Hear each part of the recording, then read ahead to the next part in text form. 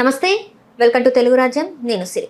దండకారణ్యంలో మావోయిస్టులకి ప్రాణదాత doctor Rafiq.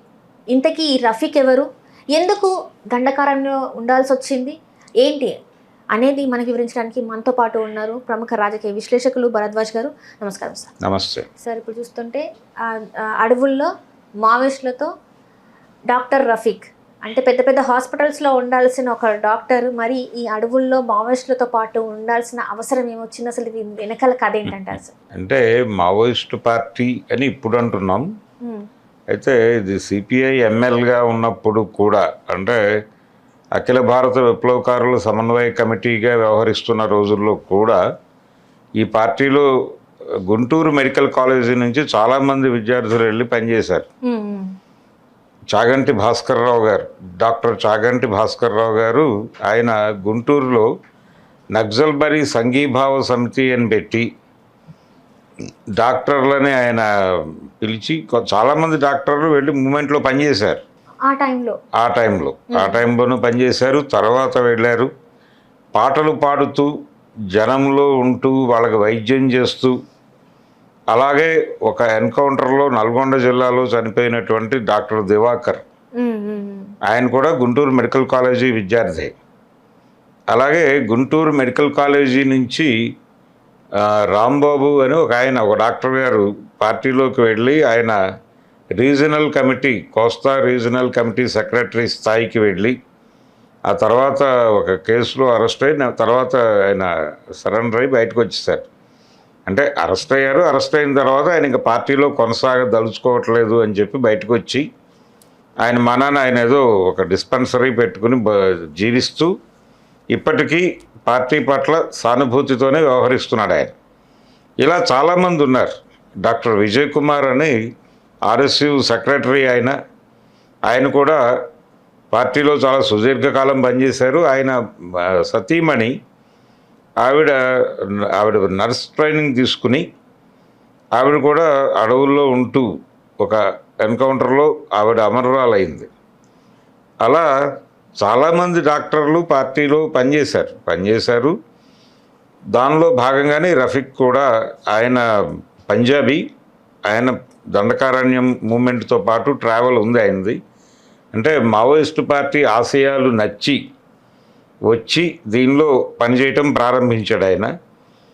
అక్కడ ప్రధానంగా లోపల దళాల్లో జరిగేటువంటి దాడులు, దళాలలో ఉండేటువంటి సభ్యులకి జరిగేటువంటి అనేక గాయాలు, బుల్లెట్ గాయాలు, ఇలాంటి వాటి నుంచి వాళ్ళకి ఇమ్మీడియట్గా ఒక రిలీఫ్ కలగటం కోసం అక్కడే ఆపరేషన్లు చేయటం, ఏదో పద్ధతిలో ట్రీట్ చేసి వాళ్ళని తిరిగి నిలబెట్టడం. ఇప్పుడు మిలిటరీలో కూడా ఒక మెడికల్ విభాగం ఉంటుంది, అది చాలా కీలకం. యుద్ధం జరుగుతున్నప్పుడు క్షతగాత్రుల్ని వెంటనే అటెండ్ అయ్యి వాళ్ళని ట్రీట్ చేసి తిరిగి వాళ్ళని శక్తివంతులుగా మార్చి యుద్ధరంగంలోకి పంపించడం కోసం ప్రతి యుద్ధంలోనూ సైన్యం వెనకాల ఒక మెడికల్ టీం కూడా ఉంటుంది. అలాంటి కీలక బాధ్యతలు భుజాన్ని వేసుకుని పనిచేస్తున్నాడు ఆయన ఇప్పటికీ. ఇలాంటి లింకులు తెంపేయడం కోసం స్టేట్ చాలా తీవ్రమైన ప్రయత్నాలు చేస్తోంది. ఇప్పటికీ సాయుధ పోరాటం కొనసాగుతూనే ఉంది. వాళ్ళేమో ఆయుధాలు దించలేదు. ఆయుధాలు దించేయమని రేపు 26 మార్చి నెలాఖరుకి ఈ దేశంలో చివరి మావోయిస్టుని నిర్మూలిస్తాను అని మాట్లాడుతున్నాడు. ఇప్పటికీ కేంద్ర హోంమంత్రి గారు మాట్లాడుతున్నాడు. ఇప్పుడు పాకా హనుమంతు, ఆయన ఎన్కౌంటర్ జరిగింది మొన్న ఒరిస్సా బోర్డర్లో. ఆయన ఎన్కౌంటర్ సందర్భంగా కూడా ఈయన ఎక్స్లో ట్వీట్ చేశాడు, అమిత్ షా గారు, మేము ఒరిస్సా ఇన్ఛార్జిని చంపేశాము అని చెప్పి. అంటే చంపేసి ప్రతిదీ ఒక సెలబ్రేటివ్ టోన్లో మాట్లాడటం అనేది చాలా విపరీత ధోరణితో ఉంది. అది చాలామంది జనాలు సఫర్ అవుతున్నారు, ఏమిటి పైశాచిక ఆనందం వీళ్ళకి అని. ఇలాంటి పరిస్థితి ఉంది. ఆయనేమో బతకనేమో అంటే ఒకటి లొంగిపోతారా చచ్చిపోతారా అంటున్నాడు ఆయన స్ట్రైట్గా. ఈ అంటున్న టైంలో ఈ డాక్టర్ల కోసం, అంటే పార్టీకి వెన్నుముకగా ఉన్నటువంటి, పార్టీ ఇబ్బంది పడిన ప్రతిసారి దాన్ని ఛార్జ్ చేసి ముందుకు నడిపిస్తున్నటువంటి ఇలాంటి కీలకమైనటువంటి వ్యక్తుల్ని వాళ్ళని టార్గెట్ చేసి వాళ్ళని పట్టుకొని ఏదో పద్ధతిలో లొంగ తీసుకోవటమో లేకపోతే లొంగకపోతే ఇంకేదైనా చేయటమో. ఇప్పుడు జరిగినటువంటి హత్యలన్నీ కూడా హిడ్మా కావచ్చు, ఆయన మెడికల్ ఎయిడ్ కోసం వెళ్ళి దొరికిపోయాడు అనేది కదా సమాచారం. అవును సార్. అలాగే పాక హనుమంత్ గారిని కూడా పట్టుకునే కాల్చి చంపారు. ఆయన అది నేరుగా జరిగిన ఎదురుకాల్పులు కాదు, ఎదురుకాల్పులు కాదు, ఆయన్ని ఒరిస్సాలో పట్టుకొని కాల్చి చంపేసి ఒక ఎన్కౌంటర్ కథ చెప్పారు. ఇలాంటి సంఘటనలు జరుగుతూ ఉన్నటువంటి క్రమంలో వీళ్ళకి అన్ని విధాలుగా సహాయకరంగా ఉంటున్నటువంటి వాళ్ళని టార్గెట్ చేసి బెతుకులాట నడుస్తోంది. ఇప్పుడు ఈ డాక్టర్ రఫీక్ గురించి కూడా సెర్చ్ జరుగుతోంది. ఇప్పుడు ఎందుకు మీడియాలో ఇతన్ని ఫోకస్ చేశారు అంటే, మీడియా అనేది ఒక రకంగా వాళ్ళు ఏది చెబితే అది రాసే పరిస్థితికి వెళ్ళిపోయింది. ఎవరు? కేంద్ర ప్రభుత్వం, కేంద్ర హోంశాఖ ఆదేశాల మేరకే ఈ వార్త సర్క్యులేషన్లోకి వచ్చింది. ఆయన ఎవరో తెలియదు, ఏం చేస్తున్నారో తెలియదు, కానీ వీళ్ళు బయట ఒక సెన్సేషన్ క్రియేట్ చేయాలనుకున్నారు. ఆ పేరుతో ఒక సెన్సేషన్ క్రియేట్ చేయటం అంటే ఆయన టార్గెట్ చేశారు అని అర్థం. ఎందుకు టార్గెట్ చేశారు? ఆయన యుద్ధరంగంలో క్షతగాత్రులైన వాళ్ళని ట్రీట్ చేసి మళ్ళీ యుద్ధరంగంలోకి పంపిస్తున్నాడు కాబట్టి అతను ఇబ్బందికరం. హిడ్మా గురించి కూడా ఇలాగే ప్రచారం చేశారు. హిడ్మా అనేవాడు చాలా గొప్పవాడు, అతను ఇక్కడ కనిపిస్తే అక్కడ వెళ్ళిపోతాడు వెంటనే, అతను చంపదలుచుకున్న వాడిని ఎలాగైనా చంపేస్తాడు, ఇలా అతనికి చాలా శక్తులు ఉన్నాయి. అల్లూరి సీతారామరాజు మీద కూడా ఇలాంటి ప్రచారమే చేశారు వాళ్ళు, బ్రిటిష్ వాళ్ళు. ఆయన దగ్గర అతీంద్రియ శక్తులు ఉన్నాయి అని అలాంటి రకరకాల ప్రచారాలు చేస్తారు, చంపదలుచుకున్న వాళ్ళని విపరీతంగా ప్రమోట్ చేస్తారు. ఇప్పుడు వీళ్ళు డాక్టర్ రఫీక్ని ఎక్కువ ప్రమోట్ చేస్తున్నారంటే ఆయన వైపు టార్గెట్ ఉందనేది అర్థం. అంటే ఇప్పుడు ఇప్పటికీ తన ఆచూకీ తెలియదు, తను జార్ఖండ్ అడవుల్లో ఉన్నారు అని చెప్పేసి కొన్ని వార్తలు. అదే వాళ్ళ ప్రోగ్రామే అది. ఈయన గురించినటువంటి ప్రజలకి ఈయన వైద్యుడు, చాలా గొప్పవాడు, అడవిలో ఉన్నాడు, ఆయన నక్సలైట్లకు ట్రీట్మెంట్ ఇస్తున్నాడు అనే ప్రచారం జరుపుతూ ఆయన తెలుస్తాడు అందరికీ. అన్ని రకాల పత్రికల్లోనూ వస్తుంది, అన్ని భాషా పత్రికల్లోనూ, అన్ని యూట్యూబ్ ఛానల్స్లోనూ, అన్ని చోట్ల ఇది ప్రచారం జరిగితే జనాలకి కనెక్ట్ అవుతుంది. జనాలకి ఎక్కడైనా ట్రాక్ అయితే వీళ్ళకి తెలుస్తుంది, ఇంటెలిజెన్స్ వీళ్ళకి కూడా తెలుస్తుంది. ఇలాంటి వ్యూహ రచనలో భాగంగానే వీళ్ళు ఎవరినైతే టార్గెట్ చేస్తారో వాళ్ళని విపరీతంగా ప్రమోట్ చేస్తారు. ఆ ప్రమోషన్ ఇంతకుముందు హిడ్మాకి దొరికింది, అలాగే కామ్రేడ్ పాక హనుమంతుకు కూడా ఆ ప్రమోషన్ జరిగింది. అంటే ఇక్కడ తెలంగాణలో సరెండర్ అయిపోతున్న సందర్భంగా చాలామంది సరెండర్ అయిపోతున్నారు. ఇంకా సిసి మెంబర్, ఈయన కేంద్ర కమిటీ సభ్యుడు పాక హనుమంతు, ఆయన వెళ్ళిపోయి 45 ఏళ్ళు అయిపోయింది. ఆయన వయసు 70కి వచ్చేస్తున్నాడు, 70కి వచ్చేసాడు ఆల్రెడీ. ఆయన కూడా చంపేశారు. కాబట్టి వచ్చేస్తే బాగుంటుంది అని చెప్పి పిలుపులు ఇచ్చారు. ఈ పిలుపులు ఇస్తున్న నేపథ్యంలో ఆయన దొరికినప్పుడు సరెండర్ చేసుకోవాల్సిన అవసరం లేదు, ఆయన మీద కేసులు పెట్టి జైలుకి పంపించేసి ఉండొచ్చు. అదే సార్, అంటే అంటే వృద్ధుడు అన్నట్టే, 70 years అంటే వృద్ధుడి మీద అంటే అటాక్ చేయాల్సిన అవసరం లేదు. ఆయన ఒక రకంగా సాహిత్య వ్యవహారాలు అలాగే బోధనా వ్యవహారాలు చూస్తున్నాడు ఇప్పుడు. అంటే సిద్ధాంతాన్ని చెప్పటము, క్యాడర్కి థియరీ చెప్పటము, అలాగే దాంతోపాటు అనేక లాంగ్వేజెస్ వచ్చు ఆయనకి. ఆ లాంగ్వేజెస్ వీళ్ళకి కూడా రావాలి అనే ఉద్దేశంతో నేర్పించటము, ఆ వ్యాపకంలో ఉన్నాడు ఆయన. ఆ వ్యాపకంలో ఉన్నాయన్ని ఒక చోట రెస్ట్లో ఉన్నాడు ఆయన. అక్కడి నుంచి లిఫ్ట్ చేసి తీసుకెళ్లి చంపేశారు. అంటే ఈ విద్యలు ఏవి కూడా ఇంకా నెక్స్ట్ తరానికి రావద్దు అంతే కదా సార్. అంతే. కాబట్టి ఇప్పుడు ఆయన్ని పాక హనుమంతు గారి అంత్యక్రియలకి దాదాపు వేలాది జనం వచ్చారు. ఆ ఊరు నల్గొండ జిల్లాలో పుల్లెంల అనేటువంటి ఊళ్ళో జరిగింది అది. ఆ ఊరికి అసలు జనం రాకూడదు అని అనుకున్నారు పోలీసులు ముందు. ఆయన బాడీ దగ్గర మీటింగ్ జరగకూడదు అనుకున్నారు. మైకులు ఆ ఊళ్ళో పల్లెటూరు అది 2 మైక్ సెట్లు ఉన్నాయి. ఆ 2 మైక్ సెట్లు సీజ్ చేసి తీసుకెళ్ళిపోయారు. ఊరంతా పోలీసులు మోహరించారు, ఎటువైపు నుంచి ఎవరు రాకూడదు అనుకున్నారు. కానీ జనం వచ్చేసారు. ఆ చుట్టుపక్కల గ్రామాల నుంచే కాదు, తెలంగాణ నుంచే కాదు, ఆంధ్ర నుంచి, ఇతర రాష్ట్రాల నుంచి కూడా వచ్చేసారు. పైగా అన్ని రాజకీయ పార్టీల వాళ్ళు వచ్చేసారు. వచ్చేసరికి దాదాపు అక్కడ 10,000 మంది జనం బయట నుంచి వచ్చిన వాళ్ళు చేరిపోయారు. చేరిపోయి చాలా సుదీర్ఘమైనటువంటి ఊరేగింపు నడిచింది ఆయన డెడ్ బాడీతో. అంటే అది చూస్తే అర్థమైపోతుంది. అంటే అందులో అందరూ మావోయిస్టు పార్టీకి చెందిన వాళ్ళే కాదు, ఆయన పట్ల పర్సనల్గా సానుభూతి ఉన్న వాళ్ళు వచ్చారు. వచ్చి వాళ్ళందరూ దాదాపు పొద్దున్నే వచ్చి డెడ్ బాడీ వచ్చి అది అంత్యక్రియలు పూర్తయ్యే వరకు ఆ బాడీతో పాటు మూవ్ అయ్యారు. కాబట్టి దీన్ని బట్టి చూస్తే మనకేమర్థం అవుతుందంటే ఆయన ఏదో 31కి ముగిస్తాను అంటున్నాడు, కానీ ముగించే పరిస్థితులు లేవు. జనం ఊరుకునేలాగా లేరు. జనం చాలా సీరియస్గా ఉన్నారు. జనం సఫర్ అవుతున్నారు.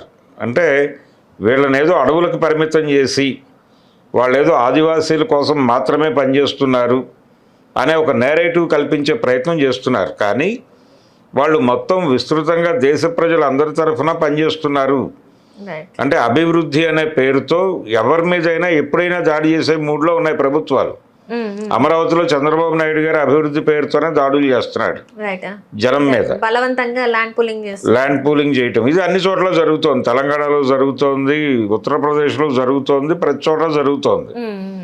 ఈ అభివృద్ధి నమూనాతో వీళ్ళు జనాలని ఇబ్బంది పెడుతున్నారు, వాళ్ళ ఆస్తులు లాక్కుంటున్నారు. అంటే అడవులు ఖాళీ చేయించి అక్కడ ఉన్న గిరిజనులు కూడా ఖాళీ చేయించి అవి మైనింగ్ ఇస్తున్నారు, మా ఖనిజాల కోసం ఇదంతా జరుగుతుంది. అది ఎలాగూ జరుగుతుంది. అంటే మావోయిస్టులు అంటే వీళ్ళ ఆటలు సాగవు అని చెప్పేసి, సో ఇది దీనికోసమే ఇప్పుడు వీళ్ళు ఆపరేషన్ కగర్ అనేది దానికోసం అని చెప్పేసి కూడా, అంటే అది ఒక భాగం. మావోయిస్టులు వాళ్ళ అడవుల్లో ఉన్నారు అనే నెరేట్ చేస్తూ అక్కడ నుంచి వాళ్ళని తరిమేయటం అనే ప్రోగ్రాం జరుగుతోంది. అక్కడ ఎలాగూ ఉండేవారు, అక్కడ ఆదివాసీలని కూడా ఉంచరు. ఆదివాసీలందరినీ మావోయిస్టులుగా ముద్రేసి వాళ్ళని మావోయిస్టు రీహాబిలిటేషన్ స్కీమ్ కింద సరెండర్ చేసుకుని వాళ్ళని అడవుల్లోంచి బయట పంపించేస్తున్నారు. అదొక ప్రోగ్రాం నడుస్తోంది.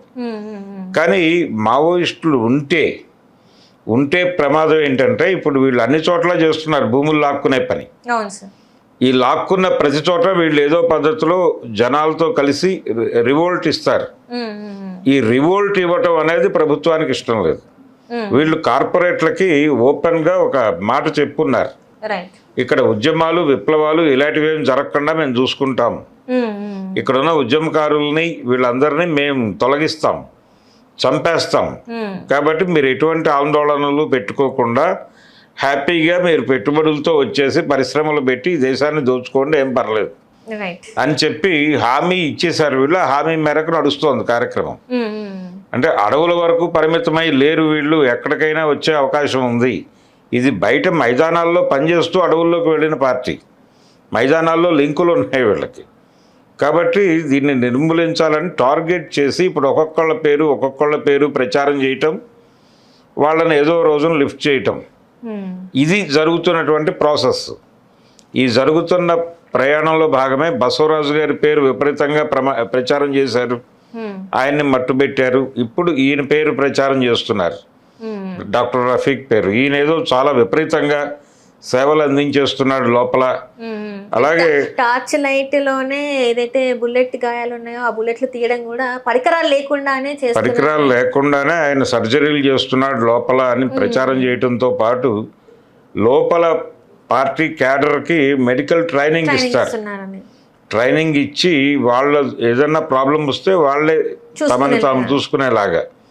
అలాగే మెడికల్ గైడ్ అని ఒక ఇది ఉందో చిన్న పుస్తకం వేసి ఏ జబ్బుకి ఏ మందు వాడాలి ఇవన్నీ కూడా దానిలో రాసి ఉంటే దాన్ని లోపల సర్క్యులేషన్లో ప్రతి ఒక్కళ్ళ కిట్లోనూ అది ఉంటుంది. అండ్ అట్లనే గిరిజనులకి ఆదివాసులకు కూడా అక్కడ ఉన్న పిల్లలకి కూడా మెడికల్కి సంబంధించి నేర్పిస్తున్నారని చెప్పేసి కూడా వార్త ఉంది సార్.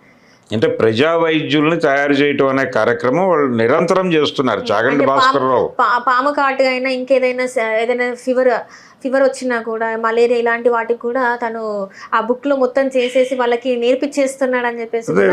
మెడికల్ గైడ్ అనేటువంటి పుస్తకం ప్రతి ఒక్కళ్ళ కిట్లోనూ ఉంటుంది, అది కంపల్సరీగా.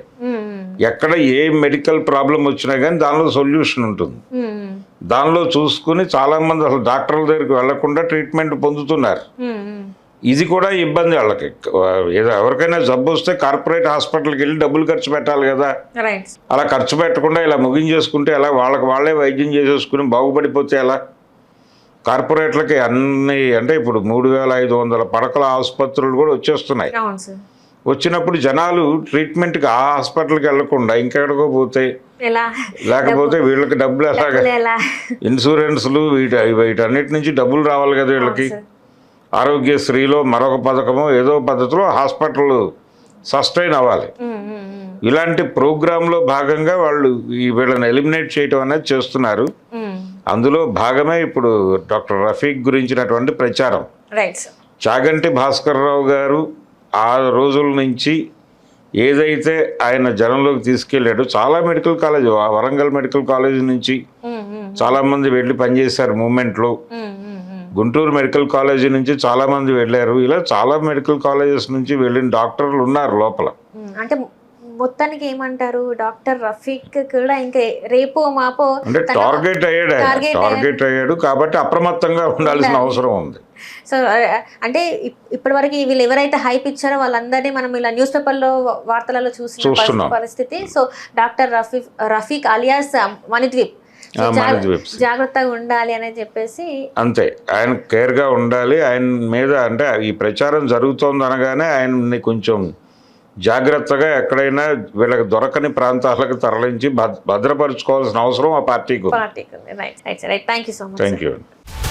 హలో, తెలుగు రాజ్యం ఛానల్ చూస్తున్నారా? సామాజిక, రాజకీయ, జీవన చిత్రణే తెలుగు రాజ్యం. అతిశయోక్తులు, అసత్యాలు ఉండవు. రాజకీయ కోణం కాదు, ప్రజా కోణమే కొలబద్ద. తెలుగు రాజ్యం వీక్షణ మీ ఉత్తమ అభిరుచికి నిదర్శనం.